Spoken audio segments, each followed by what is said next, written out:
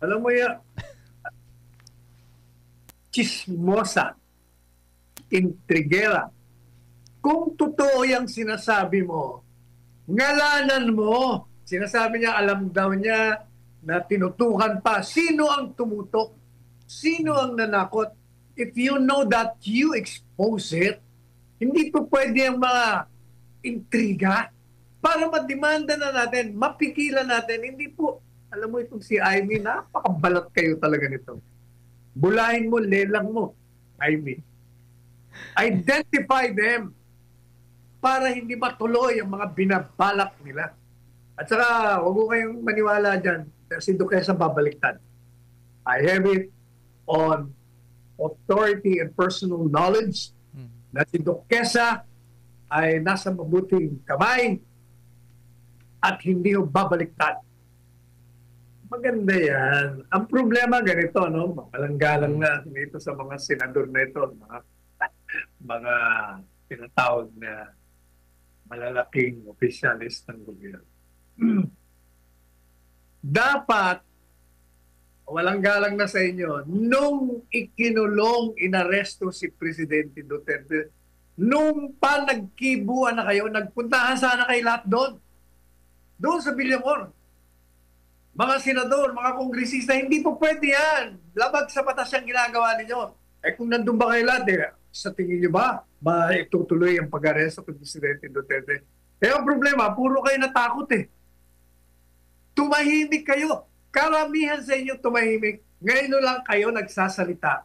Nakakulong na ang presidente. Naitapo na. Na-aresto na. Ngayon lang. Bakit? Bakit ngayon lang kayo nagsasalita? Dahil nakikita nyo, lumalakas. Nakikita nyo, galit ang tao. Gusto kayong sumabay. Sumama. Pero dapat noon pa talaga yan eh. Pero tumahimik eh. Yan nga ang problema eh. Nakakayam talaga itong mga taong ito. Hindi naman nila inilalabas. Ano ba sinabi nun? Offensive. Ano bang klase mga balita yung pinalalabas nila? Offensive. What made it offensive? We have to know whether offensive nga yun sa ating pananaw o hindi. Ano ba? Itong mga talaga, alam mo, kahit saan ka pumunta ngayon, ahensya ng gobyerno, ICC, puro mga puro mga palpak. Gusto kong malaman kung how is the relief operations are doing. Okay ba? Ang gobyerno ba natin asikaso yung mga biktima ng ating kalamidad. Parang wala akong nababalitan. Sabi lang nila, kami nandun. Pero parang walang report how extensive is the assistance being provided by the government. Ang nalalaman ko, yung mga private. Sara, yung sa gobyerno, ano ba? Wala, parang walang nagre-report. Oh, alam ninyo, kung nakikinig kayo sa ating program, siguro, unang taon pa lang maingay na tayo dyan sa mga clogging of steros, yung mga kanal, yung mga dinadaluin ng tubig. Dapat yung from the very start of the administration, inasikaso nun nila yun. Ang naalala ko, si Ramon Ang lang yata ang masigasig dyan eh. Pinadredge niya yung Pasig River at saka yung mga iba pa. Pero ang gobyerno, ngayon lang nila naiisip yan, matagal nang paulit-ulit na natin tinatawagan ang paggalaw nila. Hanggang inabot na tayo. Can you imagine, 3 taon na nakaupo. Ngayon lang maglilinis na mga alis, steros, mga kanal, mga daluyan ng tubig. Wala talaga. Talagang mabagal, mahina. Kaya yung rally sa 16, 17, 18, wala na. Lalong dumadami. Kahapon, nandiyan tayo sa BGC dahil may event tayong inatinan. May mga kausap pa nga tayong mga ambassador ng iba-ibang bansa, hindi ko na mabanggitin. Pero they're concerned na ang tao rito sa ating bansa ay galit na galit. At mukhang malapit na silang maniwala, baka magkaroon nga ng pagbabago ng administrasyon dahil nga sa nangyayaring malawak na katiwalian, yung impotence ba? Parang Mm. inutil ang gobyerno natin, hindi natin maramdaman, hindi natin malasangan. Palaging ang reaction after the fact. Kaya wala, talagang tuloy-tuloy na yan. Kaya sumama ko kayo sa mapayapang rally ng Iglesia ni Cristo, ng KOJC, ng Jesus Lord, yung kay Mike Velarde, yung mga business groups, yung mga Duterte, lahat ng mga mamamayan, ordinaryong tao, mga pasahero, mga driver, mga tricycle, lahat doon sila maglalabasan. Siyempre, kasama na yung magbabantay sa kanila. Magbabantay sa kanila, 15 pulis. Hindi yung kalaban ng mga pulis, sila magbabantay sa inyo. Mm. Yan. Sila yung mga security. Naku, Dahil one week yun, na attorney. Ay, less pag, than na nga lang. pag, pag nakita nila na, di ba, pagpalagay natin, kung 5 milyong tao na doon, wala, tapos. Mm. Hindi, Ano, yes po. alam mo, baka hindi alam ng mga taong sasama. Yung pong 3 araw, walang uwian yun. O walang Mm. uwian. Kaya yung Iglesia ni Cristo, magtatayo ng mga Mga tent. pansamantalang dyan. Tent. Kaya kayo, magdala rin kayo. Ano, doon tayo hanggat hindi kumikilos ang gobyerno. Kasi ang panawagan ng rally ay magkaroon ng katarungan. Pakulong nyo na. Kilala nyo na kung sino eh. Huwag nyo nang patagalin. Ang problema, pinagtatakpan nyo. Lumalayas na, hindi nyo mapigilan. Tapos sasabihin nyo, kasi kailangan namin ng order ng court. Paano kakakuha ng order ng court? Hindi naman kayo nagpapain ng kaso. Mm. Ang problema, halatang halata tuloy. Kaya lalo nagagalit ang tao. Ayan. At well, naku, kung walang uwian yan, Attorney Sal, magdala na lang din sila ng mga karagdagang damit, extrang damit para sa mga susunod na araw ng rally. Ayan. Actually, pwede naman ano yan. Pwede, halimbawa, kung 5 kayo, yung 3, may iwan yung 2, palitan. Madali lang yan. Creativity lang ang tawag dyan. Oh. Problema, alam mo, follow the leader tayo, yung mga local officials. Di ba, napulaan na si Presidente Marcos Jr. diyan. Panahon ng kalamidad, kung saan ka nagpupunta sa ibang bansa. Siyempre, ginagaya ka ng mga local officials. Alam po ninyo, kung talagang seryoso ka dyan sa mga ganyan, alam naman natin taon-taon may kalamidad, may bagyo, may baha. Kung ayaw nating paalisin yung ngayon, o di sana meron na kagad direktiba. Kayo naman mga nasa Kongreso, o di sana may batas na kayong pinagawa na hindi po pwede yan bawal. Pag ginawa ninyo kulong o tanggal kayo sa serbisyo, maliban na lamang kung pupuntahan nyo doon, kamag-anak o kayo may sakit, magpapagamot. Yun ang mga exception. Pero ang problema, palagi tayong after the fact. At the same time, yung nasa taas, hindi naman sila nagiging huwaran. Nagiging huwaran sila ng kamalian. Kaya ginagaya sila. Yan ang problema.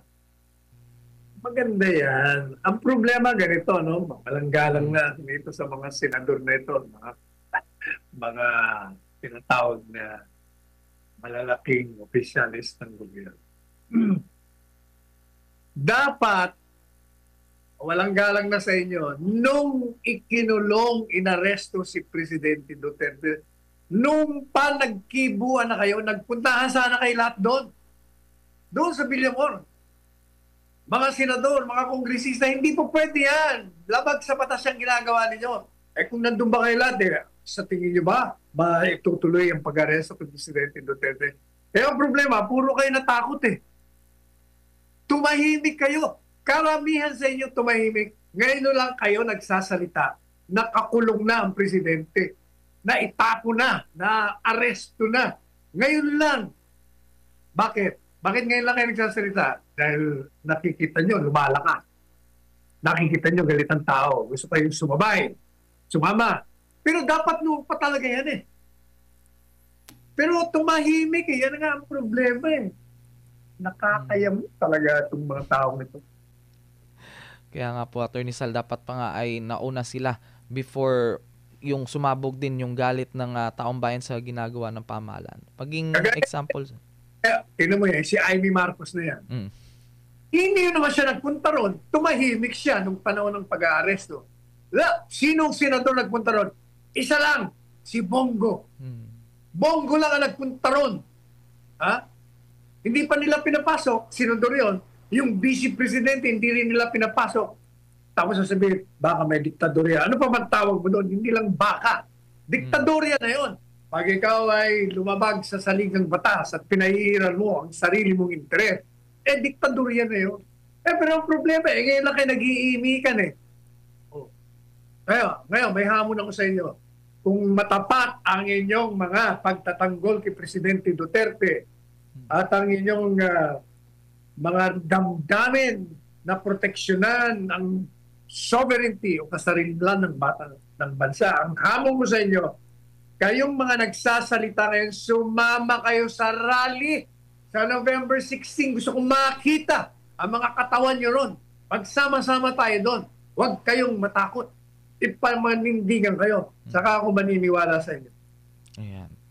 Panawagan na po niyan ni Attorney Sal sa inyo po sa Senado. Kaya, pero sure naman po. At saka yung mga nanahimik na ngayon, medyo sunod ng sunod kay Inday Sara. Lumabas kayo sa kalye. Pangunahan nyo. Alam mo, taong bayan, naghahanap ng leader, nasaan kayo? Ang may lang si BP Inday, yung dalawang kapatid niya, at mangilan-ngilan. Ang problema natakot kayo eh. Nawala yung mga buntot ninyo. Ngayon lang kayo nakakita. Ituloy nyo na. Lumabas kayo sa kalye. Makita namin kayo doon. Sino yan nagsasalita ngayon? Anong pangalan niya? Yung tagapagsalita ng DOJ si Attorney Paulo Martinez po. Paulo Martinez? Apa. Paulo, may gatas ka pa sa labi. Hindi mo naiintindihan yung pinagsasabi mo. Alam mo ba kung bakit? Ano kung ma-monitor nyo? So what of it? Sige nga, sabihin mo nga sa akin, anong kahalagahan ng na-monitor nyo pero hindi naman bumabalik sa Pilipinas? Kung si Bunoan ay isa sa mga sumama o may kaalaman dyan sa flood control projects na malawak ang pagnanakaw ng pera ng bayan, wala rito. I-monitor mo kahit ano pang monitor mo yan. Kung wala naman yan dito, pareho ni Saldi ko, kung ano nung pinagsasabi nyo, ayaw nyo nga pabalikin. Gusto nyo paalisin. Pinapayagan nyo lahat. Sasabihin nyo, wala akong court order. Walang court order. Ayaw nyo naman mag-file ng kaso. At kahit na nga, sabi ko nga, hindi po ba, sabi ko nga, kung ako ang DFA secretary, una-una, sabihin ko sa commissioner ng immigration. Basta itong mga tao ito, yung mga ginalanan ni Presidente Marcos Jr., yung mga tinuro dyan sa Senate investigation, sa congressional, pag nakita niyo mga pangalan, huwag niyong bigyan ng approval na makalabas sa airport. Babalikin niyo, hindi po pwedeng umalis. Tapos sabihin na, sir, baka makulong kayo. Hindi pa kulong. Ang importante, nandito sila. Alam po ninyo, kung kayo ay public official, you risk everything para sa bayan. Didemanda ka lang naman, administrative, dahil pinigil mo sila. Hindi administrative. Ang importante, nandito sila, hindi sila makalis. Pag nakawala yung mga yan, hindi na babalik yan. Hindi na babalik unless na talagang inosente sila. Lalaban niya. Alam mo yan, chismosa, intrigera.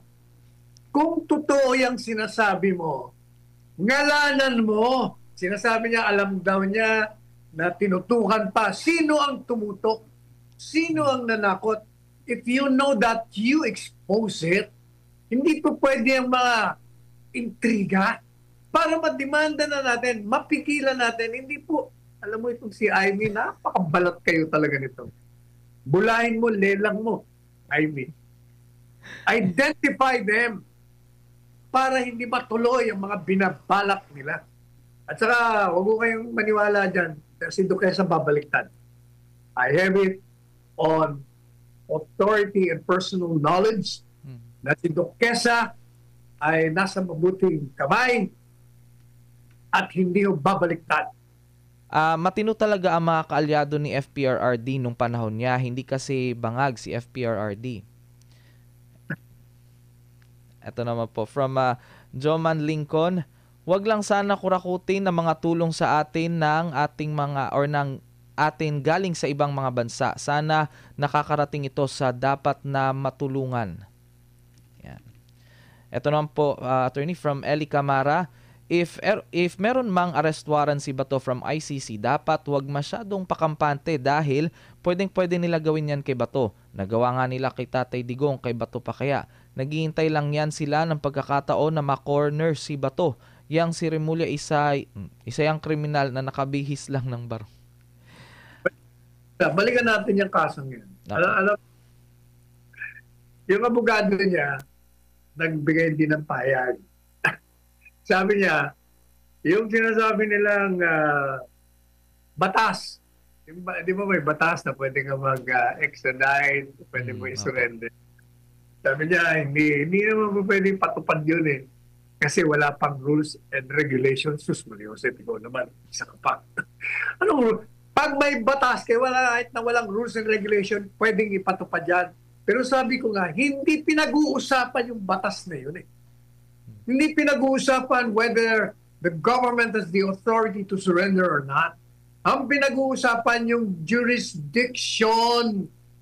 Yun ang pinaka-basic nung kayo mag-concentrate. Kasi yung batas na yun, kahit merong binigyan ng kapangyarihan ng gobyerno na i-surrender, may mga kondisyon pa rin eh. Kailangan pa rin dumaan sa hukuman. Kaya hindi mo pwedeng sabihin eh, hindi po pwedeng ipatupad.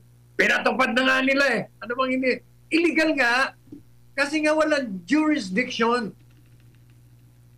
Pag sinabi ng hukuman o ng saligang batas na walang maa-aresto na mamamayan hanggat walang warrant of arrest na i-issue ng isang hukuman, it means exactly that.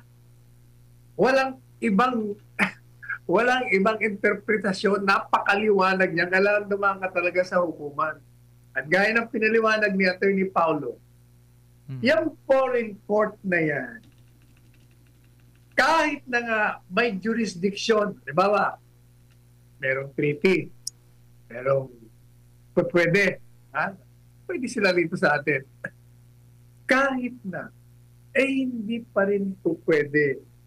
Bakit kanyo?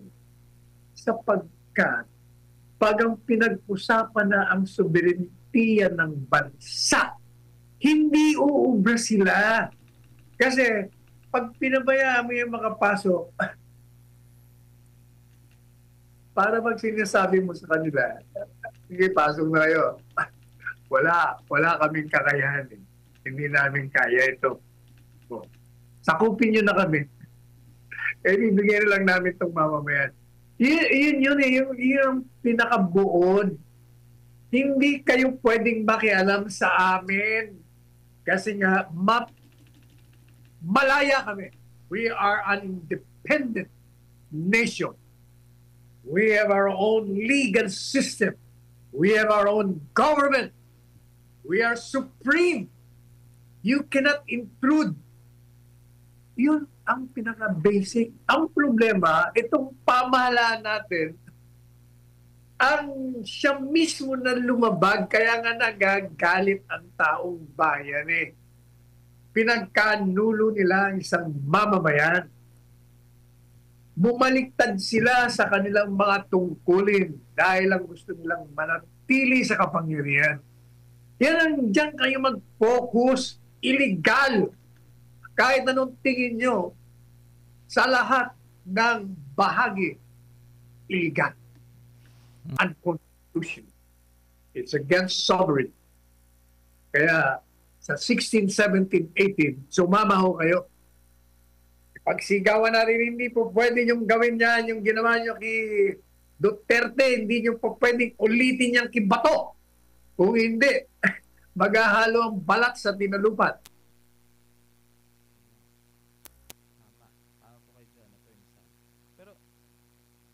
Nawala ka.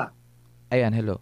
Ay, Yeah. yan, tama po kayo dyan, Attorney Sal. Meron pong napansin yung isa sa ating viewer, si Junalita. Sabi po niya, Attorney Sal, lagi nilang pinapaikot ang taong bayan. Pero bakit si Teves noon hindi nila pinayagan na mag-online call? Hindi lang yun. Si Tebes, kahit na natalo ang gobyerno doon, abay, naipabalik nila. Yan, hindi ba yun ang sinasabi ko? Madali sabi, kung gusto, kaya. Kaya hindi ba yung isang artikulo ko? If this government wants to bring back Duterte, it can. Ayaw eh. Kaya nananawagan tayo sa Korte Suprema, mga sirs, your honors, kindly resolve the petition for a writ of habeas corpus. Kasi masyado nang malala eh. Itong tao, hindi ko na rin may paliwanag sa taong bayan. Ang mga nagtatanong sa akin, pinagtatanggol ko Korte Suprema, pero ang hirap mo yung paliwanag. Sabi niya, magsasyam na buwan na, bakit wala pang resolution? Sabi ko, marami yung trabaho. Hindi. Kailangan i-resolve. Kaya, Your Honors, please, i-resolve niya naman po yung aming petition para malaman na natin. Para itong gobyerno ito, tumigil na ito. Kasi, pag hindi natin ginawa ito, baka iba ang mangyari sa atin. Baka people power 1, 2, and 3 na tayo. Ayaw nga ho natin yun. Ayaw natin eh. Kasi hindi na tayo natuto. Pag nagpapalit tayo ng rehimen, nasisira yung ekonomiya ng bagsak eh. Ang problema, ito namang mga pumapalit. Pinalitan natin. Naku, mas masahol pa sa pinalitan. Kaya eto na naman, papalitan na naman natin. Balik na naman sa dati. Wala nang katapusan. Kaya siguro, ang Korte Suprema na ang talagang huling, kaya nga kayo tinawag ng bulwark of democracy. Pag kayo nagsalita, wala na yan mga yan. Kaya hihintayin po namin. Actually, ang taong bayan naghihintay. Kayo, pinagtatanggol ko kayo. Naiinis na nga sa akin sa pagtatanggol ko sa inyo eh. Pero ako'y naniniwala sa Korte Suprema eh. Kasi nakita naman yun sa impeachment.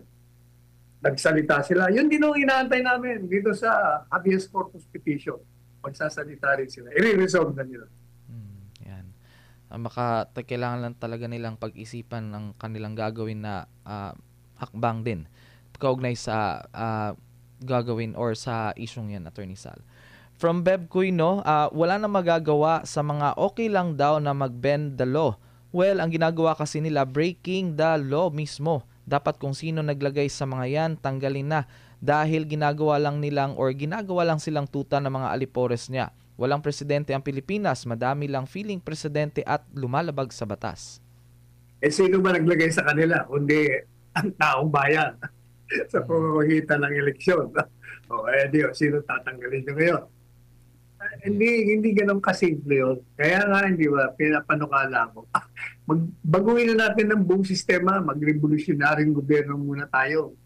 I-abolish muna natin ang Kongreso, pakulong natin itong mga lokong to. Kailangan, balik natin si Presidente Duterte dito. Tapos, magkaroon na tayo ng malawak na reforma yung talagang matino. Ngayon, pag medyo stabilize na, balik natin ang Kongreso. Ayan. At yung mga, bigyan na natin na, sa ngayon, wala akong mangyayari sa atin. At hindi lang ako nag-iisa dyan. Wherever I go, ang sinasabi na ng mga tao eh. Gaya ng event ko kagabi, lahat sila, yun ang pinag-uusapan. Sama daw sila sa rally, mga mayayaman to Mga hindi naman ito, interesado ng mga panahon. Ngayon talagang sama daw sila sa rally, magdadala rin sila ng kanilang tent. Yan, kasi nga po apektado tayong lahat dito, Attorney Sal, sa mga nangyayari ngayon. From Sara Nakamura, good morning po, Attorney Panelo. Nililihis lang ni Remulla ang usapan sa flood control project corruption. Siguro nakinabang din si Remulla sa corruption na ito. Hindi pwedeng pagkatiwalaan si Remulla. Una, may sakit siya. Naoperahan na siya sa puso pero sinikreto niya. Ombudsman siya, binabali ang batas. Marami kaso. Paano siya paniniwalaan ng taong bayan? Napakasinungaling niya. Okay. Sara Nakamura, Attorney. Kunin nyo, yung mga opisyale na lahat ng mga pananalita ay pinagtatanggol ang administrasyon. Kasama yan. Kasamang lahat yan sa mga sabuatan. Yung mga pinahaya makalabas ng mga pangunahing suspects sa corruption sa flood control project. Yung mga nandiyan sa Kongreso, mga senador, na ayaw tawagin. Kasama lahat yan. Kasama lahat yan. Malaking yan ang tinatawag na grand conspiracy. Ayan. Isang malaking sabwatan ng mga taong gustong manatili sa kapangyarihan at all costs. Kaya galit ang tao. Kaya sa 16, 17, 18, ang magkita-kita tayo, dalawang venue yan. Luneta at People Power. Mamili kayo sa dalawang yan. At doon tayo, pupunta ako sa pareho. Sige po, Attorney Sal. Ito po, from Mel, YouTube comment, ang gobyerno ni BBM mismo ang nagsiself-destruct. ICI, FDI, PSEI, parehas bagsak. Ang gobyerno ngayon ay parang headless chicken. Hindi alam saan ang tungo. Kawawa tayo mga Pilipino. Ay, hindi tayo kawawa. Mayroon tayong katutubong tapang na tayo'y naninindingan at tumatayo. Totoo yung sinasabi mo na nagse-self-destruct. Talagang self-destruction nga Di ba sabi ko, ang nagdi-destabilize hindi yung mga nasa listahan na sinasabi ng kung sino-sino. Kung hindi yung gobyerno mismo. Kasi kung matino ka, walang magrereklamo. Biro mo lahat ng sektor, lahat ng sangay, ng lipunan, nagrereklamo, nagagalit. At biro mo 3 araw na magrarally, walang tulugan, walang uwian, ay ibig sabihin sokdula na ang galit. Ganon. Yun ang ibig sabihin nun. Kaya hindi ko maintindihan kung ano ba kayo? Gising ba kayo? Tulog ba kayo? Lasing ba kayo? Ano ba nangyayari sa inyo? Talaga bang gusto nyo tuluyan ng mabura dito sa balat ng lupa? Kaya tuloy, alam mo, si Kiko, okay, yes, Attorney Sal. dinidemand nyo ng sedition. Dahil kailangan people power na. Punta na sa Malacanang. Si Kiko ay bata pa. Nakikita niya kasi walang future Walang future dahil sa ginagawa nyo. Kaya itong mga bata, mga Gen Z, mga millennial, galit sila, pati sila galit na galit hindi nyo pa ba nare-realize ang bigat ng suliranin at pagdaranas ng taong bayan? Talaga bang naghihintay kayo ng bitayin kayo ng taong bayan? Ano ba kayo? Nagmana yan sa kanyang tatay. Matapang yung tatay niya. Kaibigan yung tatay niya, yung namatay na kongresista. Diba, Saga? Ay nanay niya. Mayor ngayon dyan sa Cavite. So, nakuha niya yung genes ng dalawa. Kaya matapang yan. Walang kinakatakutan na Attorney Sal, lalo na pag nasa tama. Ito naman po from Reynaldo Sanggalang, ginagamit ng admin ang ICC panakot sa kalaban. Kahit labag sa konstitusyon natin, willing si BBM na isurrender ang Philippine sovereignty para lang ipakulong ang kalaban. DOJ, walang silbi at pati sila mismo lumalabag sa ating batas. Masunod lamang ang gusto ni BBM at Boeing na, kriminal ang pag-iisip. Kahit na gamitin ng ICC, yung ginagawa ng administrasyon, talagang labag. Marami ng paglabag. Yun lang ginawa nila sa mga insertions ng tao mo doon. Walang involved na ICC doon. Illegal na yun. Ha? Ikaw ang gumawa ng budget. ibinigay mo sa mga kalyado mo, binago nila, ibinilik sa'yo, pinirmahan mo pa rin. Anong tawag mo nun? Kaya hindi nga po pwede na makatakas sa responsibilidad. Sabi ni Chanko, ibigyan natin si Toby Chanko, naniniwala daw siyang personal na walang kinalaman si Marcos Jr. doon sa mga ginawang insertion. Ang problema, Toby, how can you explain na sila ang gumawa ng budget, alam niya kung ano yung budget niya, na binago ng mga kasama mo dyan sa Kongreso at ibinalik sa kanya pero tinuloy pa rin. Yan ang problema. O kaya, kung hindi nga siya, kung wala siyang alam, nga gaya yung sinabi ko, kung naisahan lang siya at hindi siya complicit, may remedyo eh. Anong remedyo? Magdeklara ka ng revolutionaryong gobyerno, i-abolish mo ang Kongreso, ipakulong mo lahat yan. Kung ang anak mo involved, sisama mo na rin. Gaya mo yung style ni Duterte. Pagkatapos, balik mo si Duterte dito. Tapos magsimula ka ng malawakang radikal na reforma sa lahat ng sangayan ng politika, sosyal, ekonomiya. Maniwala ka. Mapapatawad ka ng tao. Ngayon, pag hindi mo ginawa yan, ibig sabihin, complicit ka, kasama ka. Diba? Ganun lang kasimple. Yan ang logic. Sintindo ko muna tawag yan. Tama dyan, Attorney Sal. Ito na po from Nick Leonista. In due time, lahat ng paglabag sa batas, pagdurusahan ng administrasyon na ito. Yan. Malapit na yung in due time na yan. Nandiyan na nga eh. Baka sa 16, 17, 18, nandiyan na. Yan. Nasa doorsteps na, Attorney Sal. Ito po from BB Nice, YouTube comment. Good morning, Attorney Sal. Thank you for this program of yours and patuloy na lumalaban para sa amin through your speech and sana mamulat na ang mga Pilipino. Actually, namulat na ako. Kaya magra-rally na eh. Namulat na ako sila. Kaya magkita-kita tayo doon. Ayan. Ibig sabihin na, parang kulang yata yung statement mo. Sige po, ulitin ko lang po yung mensahe. It's God's divine intervention hanggat hindi nila ibalik si FPRRD at yung mga ninakaw nila sa mga budget sa flood control. Unang, wala kang conclusion, meron ka predicate. In another way, yung pagbabaha, yung pagdating ng mga sakuna, pwede mo sabihin, talagang sinadya ng Diyos yun para ma-expose yung flood control project kasi hindi mo ma-i-expose yun. Kung hindi mo makikita yung binyo, bakit ang dami ba yung pala? Walang flood control na structure. Kaya nabulgar. Kaya sa pamamaraan gano'n ng Diyos, nabulgar sila. Kaya pwede mo sabihin na God's intervention para mabulgar ang mga kawalang hiyan nila.